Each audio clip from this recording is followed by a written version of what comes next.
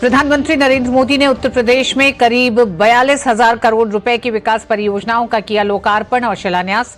देश भर में 15 हवाई अड्डों के नए टर्मिनल भवनों का भी किया उद्घाटन।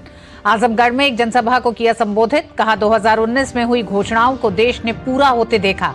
पिछली सरकारों पर लगाया जनता की आंखों में धूल झोंकने का आरोप। छत्तीसगढ़ की महिलाओं को महतारी वंदन योजना की मिली पहली किस्त। प्रधानमंत्री ने वीडियो कॉन्फ्रेंसिंग के जरिए 70 लाख महिलाओं के खाते में राशि की ट्रांसफर। कहा, योजना से महिलाओं का होगा आर्थिक सशक्तिकरण।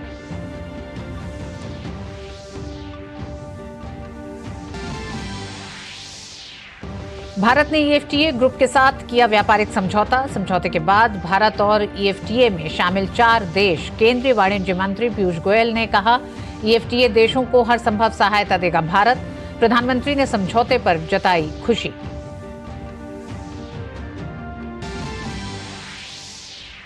भाजपा ने डीएमके पर साधा निशाना। ड्रग्स की तस्करी के मामलों पर कड़ी कार्रवाई की मांग। ड्रग्स से जुड़ी राजनीतिक फंडिंग को लोकतंत्र के लिए बताया खतरनाक।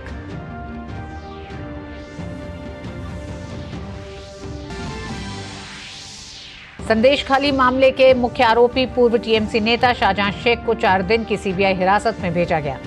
बशीरहाट की अदालत में हुई थी पेशी। उच्च न्यायालय के आदेश के बाद बंगाल पुलिस ने शाहजहां शेख को किया था सीबीआई के सुपुर्द।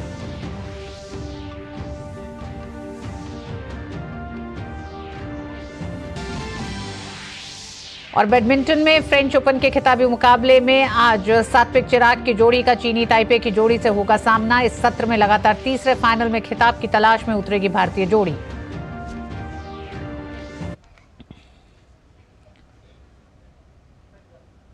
और खबरों की शुरुआत करेंगे एक महत्वपूर्ण खबर के साथ। भारत और यूरोपीय समूह ईएफटीए के बीच वस्तुओं और सेवाओं के व्यापार तथा निवेश को बढ़ावा देने के लिए आज एक मुक्त व्यापार समझौते पर हस्ताक्षर हुए। इस समझौते को 7 मार्च को केंद्रीय मंत्रिमंडल से मंजूरी मिल गई थी। केंद्रीय वाणिज्य और उद्योग मंत्री पीयूष गोयल की उपस्थिति में दिल्ली में समझौते पर साइन किए गए। एएफटीए और भारत के बीच फार्मास्यूटिकल्स, रसायन, खाद्य प्रसंस्करण और स्वच्छ ऊर्जा सहयोग के नए द्वार खुलेंगे। भारत ईएफटीए देशों को हर संभव सहायता देगा और उद्योग और व्यवसायों को न केवल प्रतिबद्ध लक्ष्यों को प्राप्त करने बल्कि उनसे आगे बढ़ने की सुविधा भी देगा।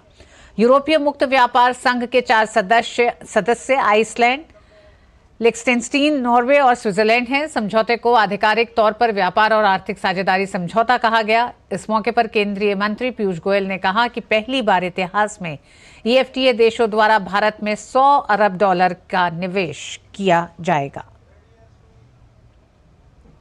It's for the first time in the history of the world that we are in an free trade agreement with a binding commitment to invest $100 billion in India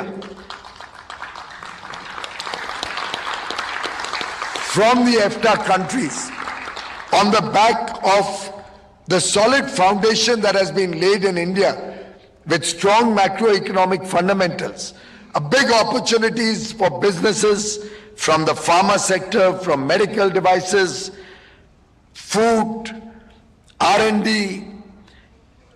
so many sectors which can offer tremendous opportunity for our partners in this TIPA to not only enjoy the fruits of the Indian large demand, our demographic dividend, the fact that we are a rules-based country, the world's oldest and largest democracy, but also a country with huge diversity.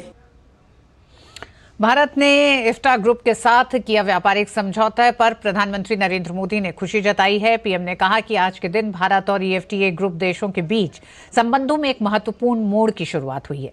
प्रधानमंत्री नरेंद्र मोदी ने कहा कि Bharat EFTA व्यापार समझौते खुले, निष्पक्ष और न्याय संगत व्यापार के प्रति हमारी साझा प्रतिबद्धता का प्रतीक है।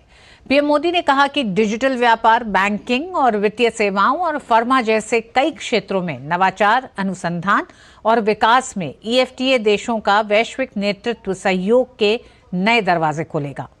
पीएम मोदी ने अपने लिखित संदेश में कहा कि भारत ईएफटीए व्यापार और आर्थिक साझेदारी समझौते टीईपीए पर हस्ताक्षर करने में शामिल वार्ताकारों और हस्ताक्षरकर्ताओं को हार्दिक बधाई और शुभकामनाएं।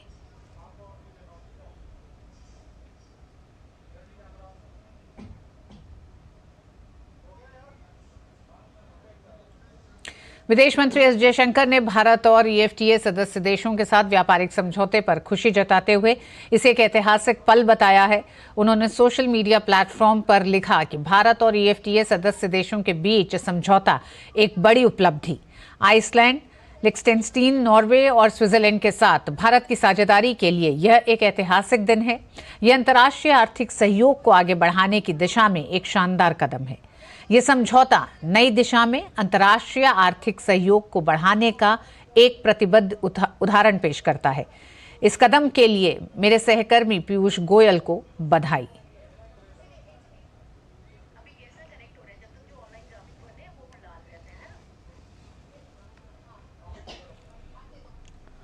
और आइए आपको बताते हैं कि किस तरह से भारत के साथ ईएफटीए देशों के साथ जो आज समझौता हुआ है, उस समझौते से भारत और इन देशों को आने वाले समय में किस तरह से एक दूसरे के साथ व्यापार करने में सहयोग बढ़ेगा, मदद मिलेगी। ईएफटीए आइसलैंड, लिechtenstein, नॉर्वे और स्विट्जरलैंड का अंतर सरकारी संगठन है और ईएफटीए की स्थापना 1960 में हुई।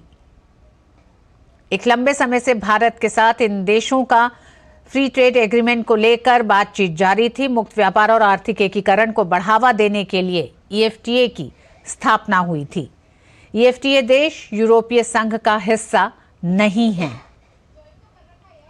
लेकिन भारत कई ऐसे देशों के साथ अब से पहले भी मुक्त व्यापार समझौता कर चुका है। ये मुक्त व्यापार को बढ़ावा देने और इसकी गति बढ़ाने के लिए एक अंतर सरकारी संगठन है। 2022-23 के दौरान ईएफटीए देशों का भारत का निर्यात 1.92 बिलियन अमेरिकी डॉलर रहा है। ईएफटीए के 40 भागीदार देशों के साथ 29 मुक्त व्यापार समझौते हैं। ईएफटीए एक लंबे अनुभव के साथ तमाम देशों के साथ मुक्त व्यापार समझौते के तहत आर्थिक सहयोग जारी रखे हुए है। ऐसे में भारत के साथ जनवरी 2008 से ईएफटीए के साथ मुक्त व्यापार समझौते को लेकर बातचीत शुरू हुई थी। इस दौरान कई ऐसे मसले भी रहे। समझौते में 14 अध्याय हैं, जिनमें वस्तुओं में व्यापार, उत्पत्ति के नियम शामिल हैं, बौद्धिक संपदा अधिकार है। इन 14 अध्यायों में सेवाओं में व्यापार, निवेश, प्रोत्साहन और सहयोग समझौते में हमारे साथ विशेष मेहमान जुड़ चुके हैं। प्रोफेसर राकेश मोहन जोशी जी आईआईएफटी और सीनियर इकोनॉमिस्ट हैं। डॉक्टर साहब, आपका बहुत बहुत स्वागत है। डॉक्टर साहब, सबसे पहले तो आपसे यही जानना चाहेंगे कि इस समझौते से भारत को क्या हासिल होने जा रहा है। देखिए, अगर आप देखते हैं तो ये एक पहला ऐसा समझौता है जो भारत ने किसी वेस्टर्न कंट्रीज के साथ किया है। इसके अंदर आप देखिए कि इंडिया ईएफटीए, इसको हम trade and economic partnership agreement कहते हैं, और ये यूरोपियन फ्री ट्रेड एसोसिएशन के साथ किया है, जिसमें 4 देश शामिल हैं: आइसलैंड, लिechtenstein, नॉर्वे एंड स्विट्जरलैंड। तो स्विट्जरलैंड इसके अंदर एक बड़ा व्यापारिक पार्टनर है। और अगर वैसे देखा जाए तो हम भारत सरकार काफी लंबे समय से किसी we were trying for some FTA agreement और किसी ग्रुप के साथ, और जैसा कि आपने देखा कि डब्ल्यूटीओ के अंदर कोई बहुत ज्यादा नतीजा नहीं निकल रहा है मल्टीलेटरल नेगोशिएशन में, इसलिए प्लूरीलेटरल एंड बाइलेटरल नेगोशिएशन का रास्ता जो है वो भारत सहित अनेक देश अपना रहे हैं। और आपने देखा कि हमने जो है पिछले कुछ दिनों के अंदर यूरोपियन यूनियन के साथ भी एफटीए की नेगोशिएशन हमारे जारी हैं, और हमारे नेगोशिएशन यूके के साथ भी जारी हैं, लेकिन वो उनकी परेशानियों के कारण हम वो समझौता आगे नहीं बढ़ पा रहा है। तो इसको फास्ट ट्रैक मोड के अंदर हमने इस समझौते को किया इनके साथ। अब अगर देखते हैं तो इसके अंदर स्विट्जरलैंड एक सबसे बड़ा पार्टनर है। स्विट्जरलैंड से मेन इंपोर्ट गोल्ड है, और भारत का इन ईएफटीए देशों के साथ एक ट्रेड डेफिसिट है।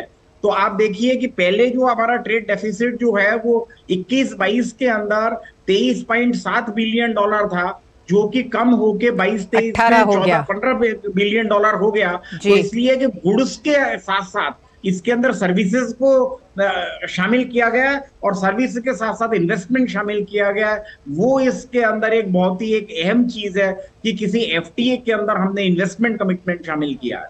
जी डॉक्टर साहब, 100 अरब डॉलर के निवेश का एक तरह से वादा हुआ है। इसको ये कहना तो ठीक नहीं होगा कि ये कंडीशन रही, लेकिन एक वादा हुआ है, सहयोग के साथ आगे बढ़ने की बात हुई है। तो आप आने वाले 10 सालों में करीब 41,000 करोड़ रुपए का जो सहयोग होगा, जो निवेश होगा, इसको आप भारत के लिए समझौते को किन किन क्षेत्रों में महत्वपूर्ण मानते हैं? मतलब भारत को इस समझौते से आने वाले समय में क्या मिलने वाला है? देखिए, ये जो भी देश हैं, इसमें जो चारों देश हैं, स्पेशली नॉर्वे है, स्विट्जरलैंड है, तो इनके अंदर they are the countries with high technology और टेक्नोलॉजिकल इनोवेशन। तो इस समझौते से ये जो इन्वेस्टमेंट के अंदर भारत को एक उच्च तकनीक मिलने की का अंदेशा है। और आप देख रहे हैं कि पूरी दुनिया पोस्ट कोविड और post Ukraine Russia war, European country जो है चाइना प्लस की स्ट्रेटेजी देख रहे हैं। चाइना के अंदर वैसे भी इकोनॉमी की हालत बहुत खराब है, तो भारत उसका एक अल्टरनेटिव डेस्टिनेशन उभर के आगे आया है। तो इसलिए वो भी जो स्विट्जरलैंड और ये कंट्री है, बहुत काफी दिन से देख रहे हैं कि भारत के साथ कोई समझौता हो, भारत में इन्वेस्टमेंट हो। और भारत की जो नीतियां रही हैं पिछले 10 वर्षों के अंदर, स्पेशली जैसे आपने पीएलआई स्कीम की, मेक इन इंडिया की नीति है, उसके अंदर भारत में बना हुआ प्रोडक्ट जो है हम सारी दुनिया के अंदर निर्यात कर सके भारत के अंदर। So it's a complementary. तो भारत को इन्वेस्टमेंट के अंदर क्या चाहिए? We need the technology intensive investment, क्योंकि भारत के अंदर द कॉस्ट इफेक्टिव प्रोडक्शन है, कॉस्ट इफेक्टिव मैन्युफैक्चरिंग है। तो ये समझौता जो है, इसके साथ स्पेशली आपका फार्मास्यूटिकल सेक्टर है, आपका केमिकल सेक्टर है, एग्रीकल्चर सेक्टर है, क्लाइमेट चेंज है, ग्रीन एनर्जी है, इनके अंदर हमको हाई टेक्नोलॉजी ट्रांसफर के अंदर इससे हमको मदद मिलेगी। और इस समझौते के कारण मुझे लगता है कि भारत के अंदर हाई क्वालिटी का manufacturing, cost effective high tech manufacturing hub बनने में भारत को निश्चित रूप से मदद मिलेगी। डॉक्टर राकेश, भारत में कृषि उत्पादों को लेकर एक जो डाइवर्सिफिकेशन चल रहा है, और हम देख रहे हैं कि किस तरह से किसानों की आय दुगनी नहीं बल्कि उनको एक नया मार्केट देने की भी कोशिश की जा रही है। तो अगर हम कृषि उत्पादों की ही बात करें तो ईएफटीए देशों में किस तरह से उसकी भी मांग बढ़ेगी, और ईएफटीए देशों का बाजार जो है वो भारत के लिए एक बड़ा बाजार उपलब्ध करेगा भारत को? ये आपने बहुत ही एक जोरदार बात कही कि कृषि के अंदर आप देखिए कि भारत के अंदर हमने बहुत प्रगति की है कृषि के अंदर। और भारत जो है एक इंपोर्ट डिपेंडेंट कंट्री से लेके और आज की हालत में पहुंच गए हैं जहां की भारत जो है वो कुछ धान का, ग्रेन्स का, गेहूं है, चावल है, इसका दुनिया का सबसे बड़ा निर्यातक है। गैर बासमती चावल में हमारा 40% मार्केट शेयर है। लेकिन भारत में जो समस्या आती है कृषि के अंदर ये कि बहुत सारे कृषि उत्पाद ऐसे भी हैं जिसका भारत सबसे बड़ा आयातक है। टेक्नोलॉजी इंटेंसिव की जरूरत है, उसमें क्या है कि ग्रीन टेक्नोलॉजी की जरूरत है, प्रोडक्टिविटी की जरूरत है। अब आप देखिए, स्पेशली स्विट्जरलैंड देखिए या इवन नॉर्वे देखिए, मतलब उनकी जो तकनीक है तो उसके अंदर क्या प्रोडक्टिविटी भारत से 5 से 8 गुना ज्यादा है। तो वो जो प्रोडक्टिविटी है, वो प्रोडक्टिविटी का हमको बेनिफिट मिलेगा और रिसोर्स कंजर्वेशन में हमको मदद मिलेगी। और यूरोपियन यूनियन ने आप देखिए कि जैसे नए उनके कानून हैं, तो जैसे उनका यूडीआर है, यूरोपियन यूनियन डिफॉरेस्टेशन रेगुलेशन, उसमें कहते हैं कि डिफॉरेस्टेड लैंड से आप कोई ऐसी चीज अगर उगाते हैं और ये डिफॉरेस्टेड किया है तो उसका यूरोप के अंदर आप मार्केट नहीं कर सकते हैं। तो उसके अंदर क्या बहुत सारी जो हाई एंड टेक्नोलॉजी है वो हमको मिलेगी और यूरोपियन यूनियन के टैरिफ बैरियर से बचने में मदद मिलेगी। आप देखिए, यूरोपियन यूनियन में 27 कंट्रीज हैं, लेकिन ये 4 कंट्री एफटीए वाले उसके पार्ट नहीं है। तो उससे ये लगता है कि इसमें निश्चित रूप से हमको मदद। अब भारत जो है दुनिया का सबसे बड़ा दुग्ध उत्पादक देश है, 230 मिलियन मेट्रिक टन, लेकिन Switzerland traditionally is very efficient in milk production. और दुनिया की सबसे बड़ी डेयरी कंपनी जो है नेस्ले, इसका हेडक्वार्टर स्विट्जरलैंड में है। वो एक अलग बात है कि 1-2% से भी कम जो है इसका मार्केट शेयर वहां पे है। तो भारत को एक विश्व स्तर का की मैन्युफैक्चरिंग के अंदर टेक्नोलॉजी इंटेंसिव है, इससे निश्चित रूप से मदद मिलेगी। डॉक्टर राकेश, जो बातें आप बता रहे हैं उससे प्रोसेस्ड फूड यानी कि जो डेयरी प्रोडक्ट्स हैं उनके भी जो प्रोसेस्ड फूड हैं उसको लेकर भारत को एक न सिर्फ मार्केट बल्कि एक अनुभव भी इसमें साझा करने को मिलेगा और क्वालिटी इंप्रूवमेंट जो होती है यानी अंतर्राष्ट्रीय बाजार के लिए आप तैयार भी दिखाई देंगे। साथ ही साथ एक दो बातें और मेडिकल डिवाइसेस को लेकर भी है, तो तैयार माल और मेडिकल डिवाइसेस के लिए बड़ा मार्केट होगा। इंटेलेक्चुअल प्रॉपर्टी के लिए किस तरह से इस सहयोग में क्या जगह है, क्योंकि ऐसे 14 अध्याय हैं इस पूरे एग्रीमेंट में। अभी इंटेलेक्चुअल प्रॉपर्टी जो है ना हमारे मार्केटिंग के लिए एक सबसे बड़ा बैरियर है, जो कि बहुत सारे डेवलप्ड कंट्रीज ट्रिप्स के एग्रीमेंट की हमसे बात करते हैं। तो इसके इनके आने से रास्ता जो है बिल्कुल प्रशस्त हो जाएगा कि भारत वेस्टर्न कंट्री के साथ भी एंगेज कर सकता है, क्योंकि पहला वेस्टर्न समझौता है। एक्सेप्ट फॉर डेवलप्ड कंट्री का जो हमने एफटीए एग्रीमेंट ऑस्ट्रेलिया से किया, उसके अलावा हम यूरोप से भी नेगोशिएशन के अंदर है, हम कनाडा से भी हैं, हमने कुछ पार्ट टाइम थोड़े समझौते की अमेरिका से भी कोशिश की, यूके से की, यूरोपियन यूनियन से की, लेकिन क्या वो नेगोशिएशन कहीं हो नहीं पाए। तो इसके अंदर ये है कि और अभी भी उसमें बहुत सारे बॉटलनेक्स हैं। इंटेलेक्चुअल प्रॉपर्टी उसके अंदर एक बहुत बड़ा बैरियर है, क्योंकि बहुत से कंट्रियों को ये लगता है कि भारत के अंदर इंटेलेक्चुअल प्रॉपर्टी का प्रोटेक्शन नहीं है।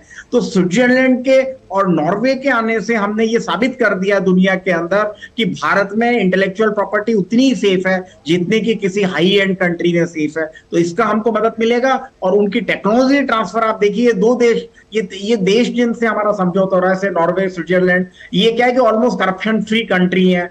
करप्शन परसेप्शन इंडेक्स जो है उसके अंदर they are at the lowest. Quality of living और क्वालिटी ऑफ लिविंग स्टैंडर्ड उनके बहुत हाई है। उसके अंदर हमारे शहरों के मैनेजमेंट में भी मदद मिलेगी, दिल्ली है, बॉम्बे है, बेंगलोर है। अर्बन एमिनिटीज का उनका जो मैनेजमेंट है वो उसकी टेक्नोलॉजी ट्रांसफर में हमको मदद मिलेगी। हमको अपने कचरा संस्करण में मदद मिलेगी, processing of the waste processing and vitalising things out of that. तो मुझे लगता है बहुत सारी चीजें ये है जो इन्वेस्टमेंट के जरिए आएंगी, क्योंकि जहां तक इसका ट्रेड का सवाल है, ट्रेड में तो हमारा उनसे negative balance, we have a negative trade deficit with them. और दूसरा उसके अंदर है कि थोड़ा लिबरलाइज करने से हो सकता है कि उनका बढ़े। और साथ ही साथ में हमारे एग्रीकल्चर प्रोडक्ट के लिए हमको वहां मार्केट एक्सेस चाहिए, सबसे इंपॉर्टेंट ये है। अगर हमको इसके जरिए मार्केट एक्सेस मिलता है एग्रीकल्चर प्रोडक्ट के अंदर, तो मुझे लगता है कि भारत के agriculture product and process food को अंतरराष्ट्रीय स्तर का बनाने में हमको मदद मिलेगी, क्योंकि दुनिया की सबसे बड़ी फूड प्रोसेसिंग कंपनी से Nestle is one which is in Switzerland, and not only Nestle, बहुत सारी कंपनियां हैं जो कि नॉर्डिक कंट्रीज की हैं। उससे टेक्नोलॉजी ट्रांसफर होगी, मैन पावर ट्रांसफर होगी, और मुझे लगता है कि इंडिया को एक high tech sustainable reliable manufacturing hub बनाने में मदद मिलेगी। बहुत बहुत धन्यवाद डॉक्टर राकेश, आपने क्योंकि बहुत विस्तार से बताया कि किस तरह से आने वाले समय में कृषि उत्पादों के लिए, टेक्नोलॉजी ट्रांसफर के लिए और शहरों को बेहतर बनाने के लिए जिन टेक्नोलॉजीज की ज़रूरत है, इन तमाम क्षेत्रों को लेकर और साथ ही साथ इंटेलेक्चुअल प्रॉपर्टी राइट्स को लेकर जो आपने बात कही वो भी बहुत ज़्यादा महत्वपूर्ण है इस पूरे समझौते में, क्योंकि जिन देशों के साथ भारत इस समय भी मुक्त व्यापार समझौते को लेकर वार्ता में है, वहां पर इंटेलेक्चुअल प्रॉपर्टी राइट एक ऐसा मसला है जो कहीं ना कहीं बाधा बनता है। लेकिन स्विट्जरलैंड और नॉर्वे जैसे देशों के साथ अगर भारत का समझौता होता है और उसमें एक अध्याय इंटेलेक्चुअल प्रॉपर्टी राइट्स का होता है, तो ये बहुत बड़ी उपलब्धि भारत और इन देशों के लिए है और आने वाले जो समझौते पर जो वार्ता चल रही है उसका भी एक बड़ा रास्ता साफ करती है। बहुत बहुत धन्यवाद डॉक्टर राकेश, हमसे विस्तार से इस पूरे विषय पर चर्चा करने के लिए। Thank you. और वक्त एक छोटे से ब्रेक का है।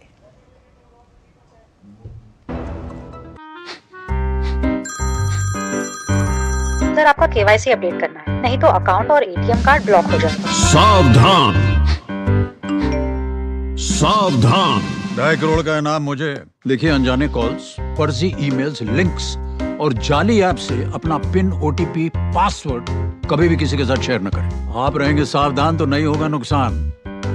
आरबीआई कहता है, जानकार बनिए, सतर्क रहिए।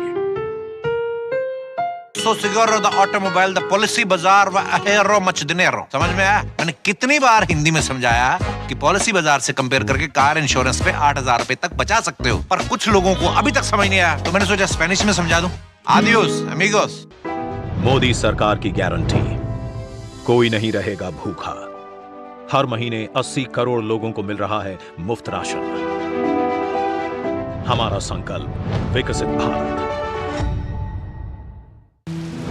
मौसम को अपने पैशन के बीच जो नहीं आने देते, मैं उनका फैन हूं। मेरी तरह SBI भी आपका फैन है, इसलिए SBI आपके लिए थोड़ी एक्स्ट्रा मेहनत करता है। तो excellent customer service, assistance to MSMEs और टेक्नोलॉजी ड्रिवन बैंकिंग सॉल्यूशंस। घर छोड़ दूं, SBI बदल रहा है क्योंकि हम एक बदलते देश के फैन हैं। SBI, देश का फैन। प्रधानमंत्री नरेंद्र मोदी ने उत्तर प्रदेश के दौरे पर आजमगढ़ में 34,700 करोड़ रुपए की लागत से कई विकास पहलों का उद्घाटन, लोकार्पण और शिलान्यास किया। देश के विमानन क्षेत्र को बढ़ावा देते हुए पीएम मोदी ने देश भर में 15 हवाई अड्डों के नए टर्मिनल भवनों का उद्घाटन और शिलान्यास किया। पीएम ने उत्तर प्रदेश में प्रधानमंत्री ग्राम सड़क योजना के अंतर्गत 3,700 करोड़ रुपए से अधिक की लागत से बनी 744 ग्रामीण सड़क परियोजनाएं राष्ट्र को समर्पित की। पीएम ने कहा कि परिवारवादी पार्टियों के शासनकाल में इतने विकास कार्यों का होना असंभव था। उन्होंने पिछली सरकारों पर आजमगढ़ और पूर्वांचल की छवि को नुकसान पहुंचाने का आरोप भी लगाया। भ्रष्टाचार में डूबी परिवारवादी सरकारों में इतने बड़े पैमाने पर विकास कार्य असंभव था। पिछली सरकारों में आजमगढ़ और पूर्वांचल ने पिछड़ेपन की तकलीफ ही नहीं उठाई, बल्कि इस दौर में यहां की छवि खराब करने में भी कोई कमी नहीं छोड़ी गई। जिस तरह पहले की सरकारों में यहां आतंक को, बाहुबल को संरक्षण दिया गया, वो पूरे देश ने देखा है। इस परिस्थिति को बदलने के लिए यहां के युवाओं को नए अवसर देने के लिए भी डबल इंजन सरकार लगातार काम कर रही है। पीएम मोदी ने विकास कार्यों की सौगात को चुनावी चश्मे से न देखने की हिदायत भी दी।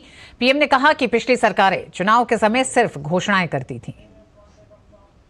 जब मैं एनालिसिस करता तो 35 साल पहले घोषणा हुई। कभी चुनाव के पहले पत्थर गाड़ देते थे आकर के, फिर खो जाते थे, पत्थर भी खो जाते थे, नेता भी खो जाते थे। यानी सिर्फ घोषणाएं होना। और मुझे याद है जब 2019 के वर्ष में मैं कोई भी योजना घोषित करता था या शिलान्यास करता था तो पहला हेडलाइन यही बनता था कि देखो भाई ये तो चुनाव है इसलिए हो रहा है। आज देश देख रहा है मोदी दूसरी मिट्टी का इंसान है। 19 में भी जो हमने शिलान्यास किए वो चुनाव के लिए नहीं किए थे। आज उसको धरातल पर उतरते हुए देख सकते हैं, उद्घाटन कर चुके हैं। और आज 24 में भी कोई मेहरबानी करके इसको चुनाव के चश्मों से न देखें। ये विकास की मेरी अनंत यात्रा का अभियान है और मैं 2047 तक विकसित भारत बनाने के संकल्प के लिए तेज गति से दौड़ रहा हूं, तेज गति से देश को दौड़ा रहा हूं। पीएम ने उत्तर प्रदेश में रेल और सड़क बुनियादी ढांचे को सुदृढ़ बनाने के लिए 27,000 करोड़ रुपए से अधिक की परियोजनाओं का शुभारंभ किया। प्रधानमंत्री ने गंगा नदी पर एक रेल पुल सहित गाजीपुर शहर और गाजीपुर घाट से तारीघाट तक एक नई रेल लाइन का भी उद्घाटन किया।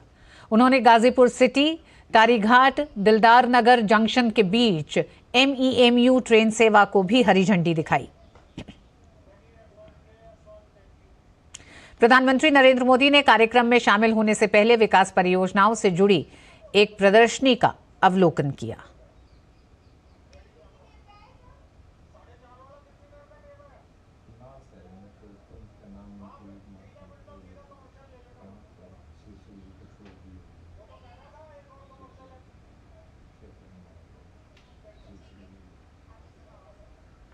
प्रधानमंत्री नरेंद्र मोदी के द्वारा देश भर के 15 एयरपोर्ट इंफ्रास्ट्रक्चर परियोजनाओं के विकास के तहत नए और अपग्रेडेड एयरपोर्ट की सौगात दी गई। राजधानी दिल्ली में भी इंदिरा गांधी हवाई अड्डे पर टर्मिनल 1 के विस्तार का उद्घाटन किया गया। इस मौके पर दिल्ली के उपराज्यपाल वीके सक्सेना और केंद्रीय नागरिक उड्डयन राज्य मंत्री वीके सिंह मौजूद रहे।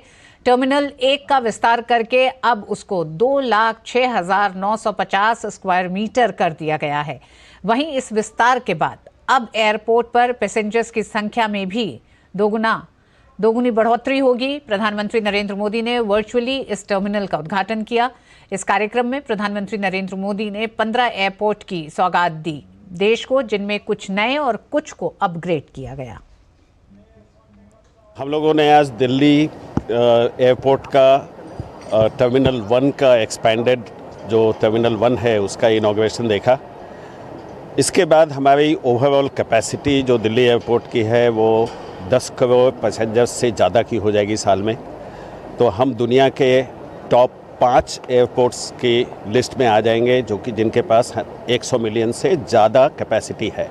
यात्री विमान सेवा में प्रधानमंत्री नरेंद्र मोदी ने आज देशवासियों को बड़ी सौगात दी। लगभग 15 एयरपोर्ट्स पर या तो अपग्रेड किया गया है, उनमें से कुछ नए एयरपोर्ट्स का उद्घाटन प्रधानमंत्री नरेंद्र मोदी के द्वारा किया गया है। इस समय हम राजधानी दिल्ली में इंदिरा गांधी इंटरनेशनल हवाई अड्डे पर हैं, जहां टर्मिनल 1 को भी एक्सपेंड किया है और आपको दिखलाना चाहते हैं किस तरीके से। आप देख सकते हैं कि टर्मिनल 1 को एक्सपेंड किया गया है। अगर बात की जाए पहले की तो 55,000 स्क्वायर मीटर के लगभग इसका क्षेत्रफल था। अब इसका क्षेत्रफल बढ़कर 2,06,000 स्क्वायर मीटर के लगभग हो चुका है। यानी कहा जा सकता है कि अब यात्रियों की संख्या यहाँ पर लगभग दुगनी हो सकती है। इसके अलावा जो तमाम बुनियादी सुविधाएं हैं उनको बढ़ाया गया है ताकि यात्रियों को अपने विमान की सेवा का जब इस्तेमाल करने आए तो उनको सहूलियतें मिले। इसके अलावा वेटिंग लॉन्ज की बात की जाए या अन्य सुविधाओं की बात की जाए उनमें बढ़ोतरी की गई और सबसे ज़्यादा जिस पर फोकस किया गया है कि यात्रियों को सिक्योरिटी चेक इन वगैरह में जो समय लगता था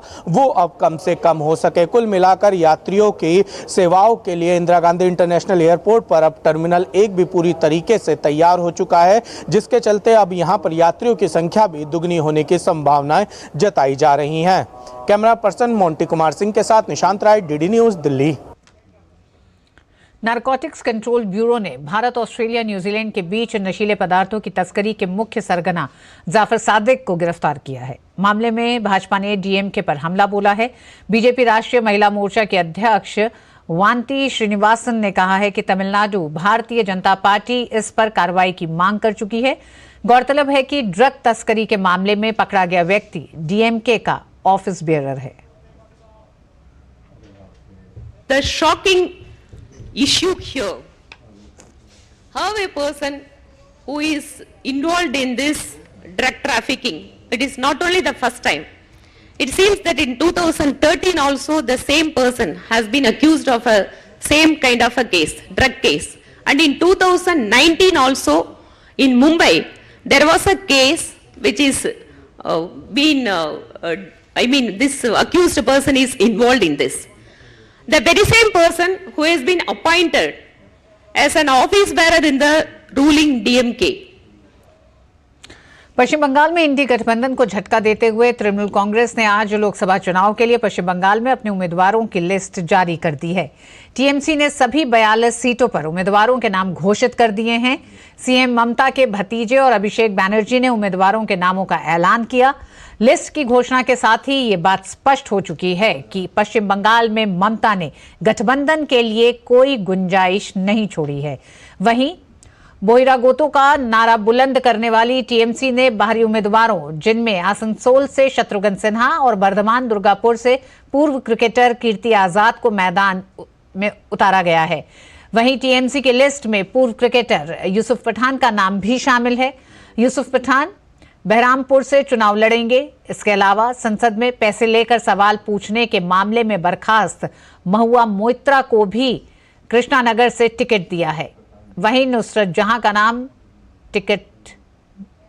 नाम इस टिकट की लिस्ट में से काट दिया गया है।